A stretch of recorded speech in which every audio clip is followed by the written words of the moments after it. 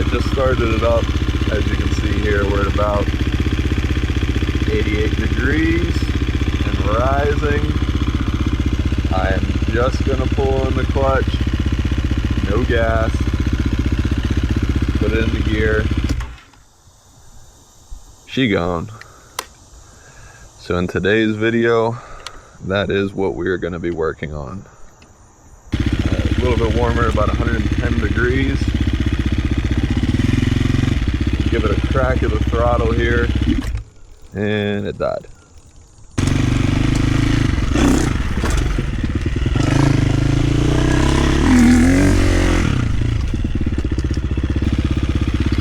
A little bit warmer, 125. Give it the same. A little crack, it came alive.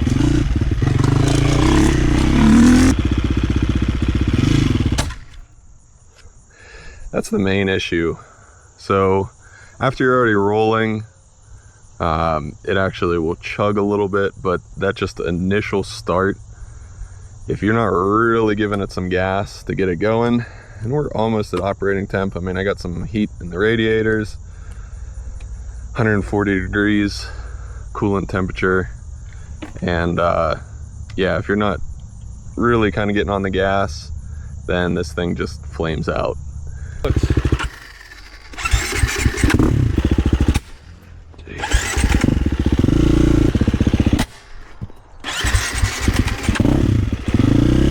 All right, so we have a problem, and with these fuel injected bikes, I thought I was just kind of stuck with the problem.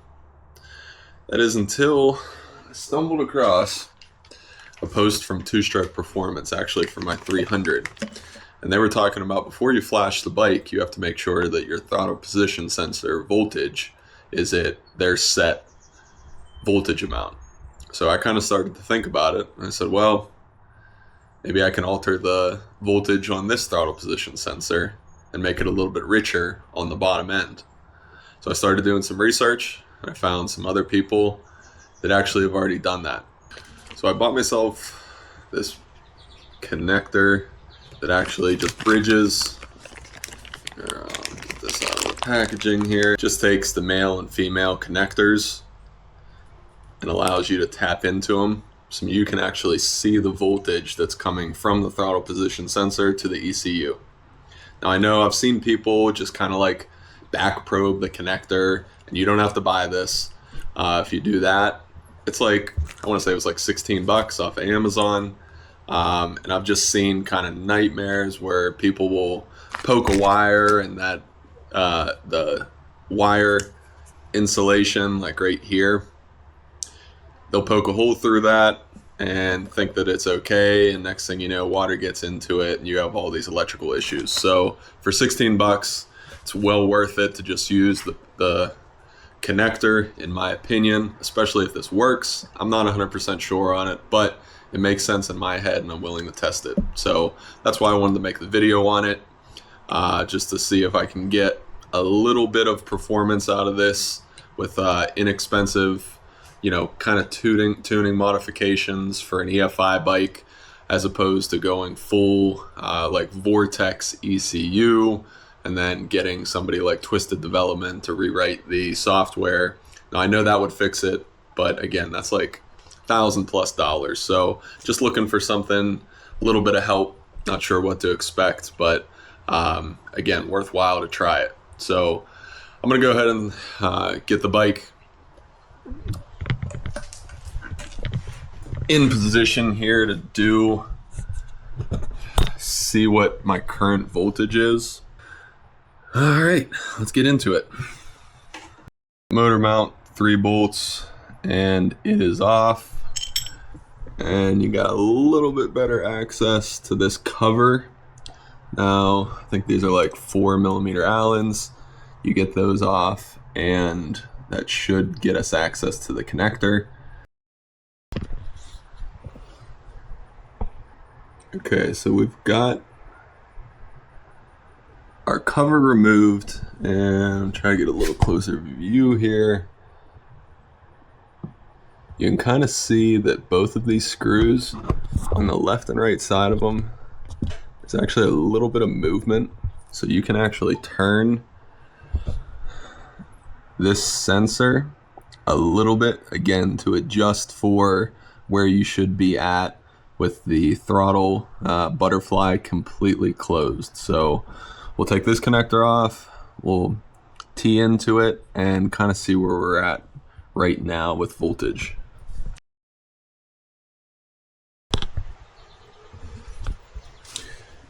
Okay, so I got our connector bridged here. There are 3 wires that are going into the TPS sensor. One of them is going to be a ground, one of them is going to be a 5-volt reference, and the other one is going to be our signal that the TPS sensor and what voltage it's throwing off, which is going to control your fuel trim. And the way this is going to work is I don't have a key on this bike and I don't have a wake up. So if you just bump the start button, it gives you like 5 seconds of power, and it's enough to get a readout on your multimeter. So I've got this all set up here to the right ones. I'm gonna give it a bump. We're gonna see where we're at currently and go from there.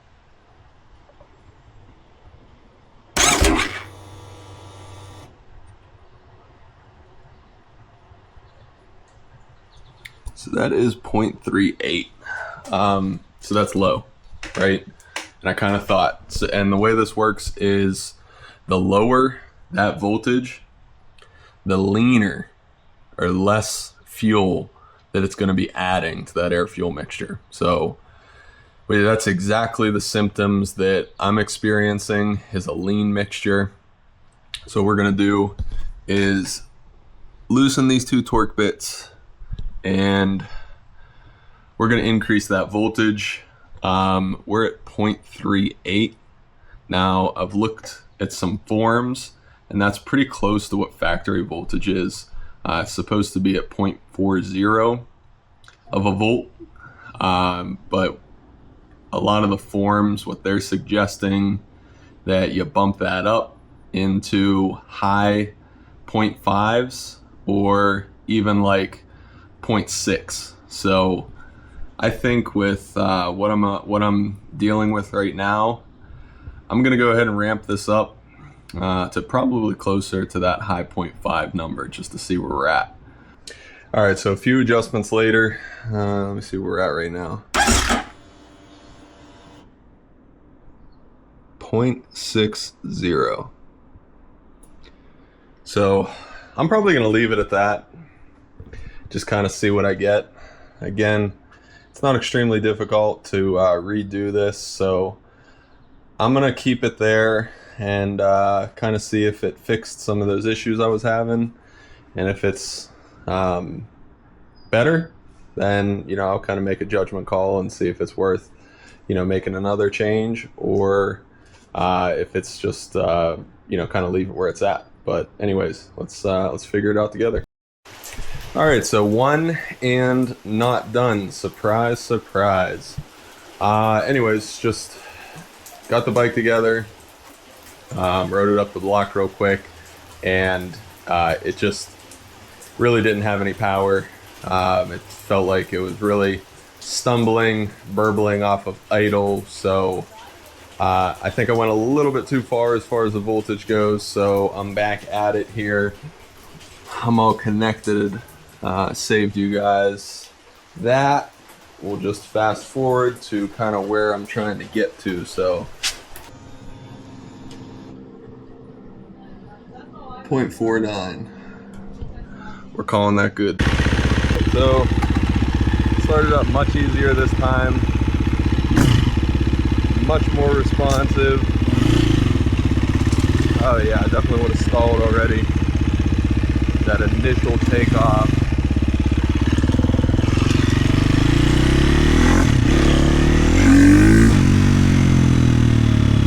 I might be missing a little bit on the punch. Maybe. Oh, decel is so much better.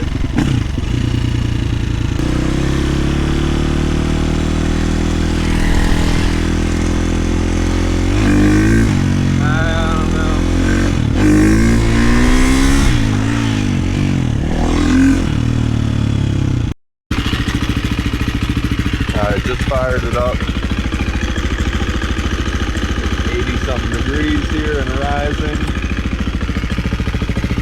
Alright, so I went back and forth with this a couple of times, and I landed at 42.5 millivolts, so 0.425 volts, which is just a little bit above recommendation.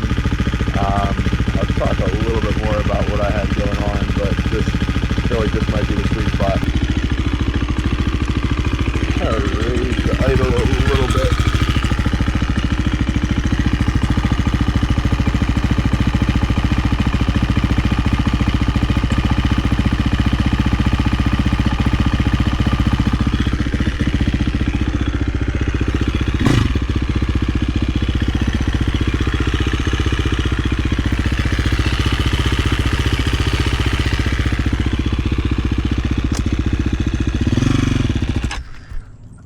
Yeah, kind of back to where I was there.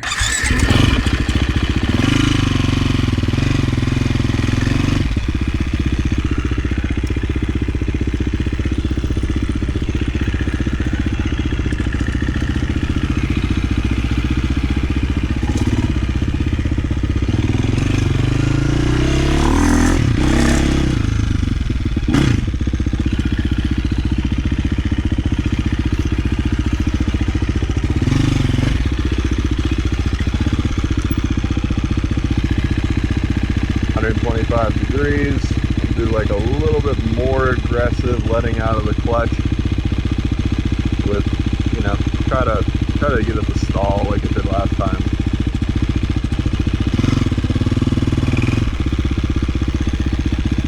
Not bad. Definitely an improvement there. The burp of the throttle seems a little bit more responsive. I'm not getting that stumble like I did last time.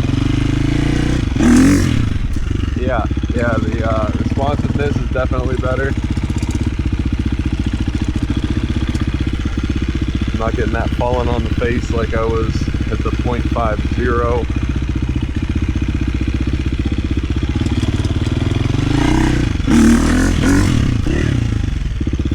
Yeah, it's a lot better on that front.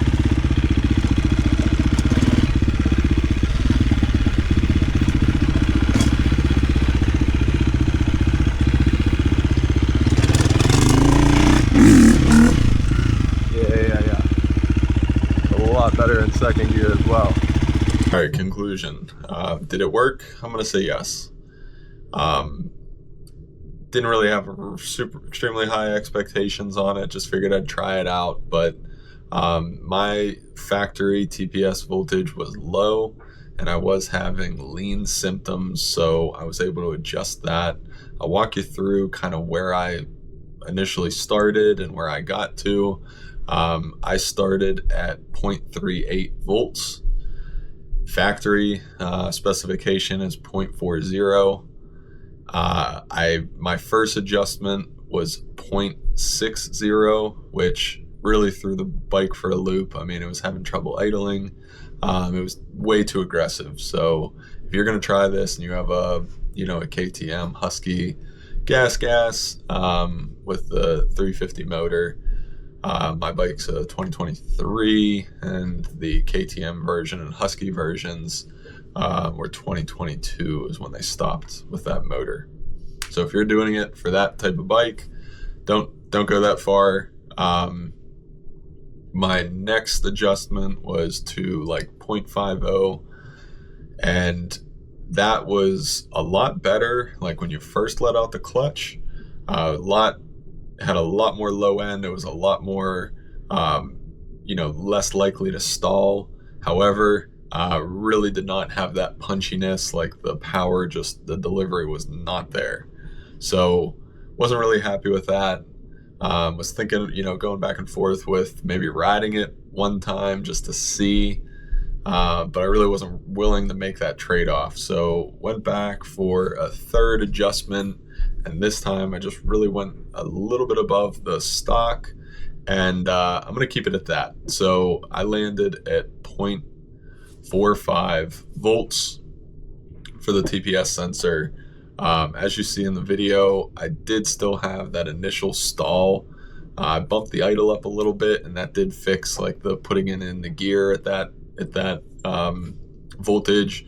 So overall, I definitely made some improvements on my issue, and I didn't lose any of the snappiness and the responsiveness and the power delivery that I like about the bike.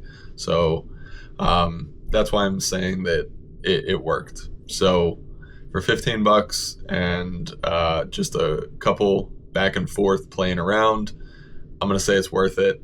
Again, not as good as a tune, but you didn't spend $1,000 either. So anyways, give it a try. If you're having these issues, a little bit of your time, a couple bucks, and you might be able to make an improvement to your bike. Thanks guys for watching. Appreciate you, and we'll see you on the next one.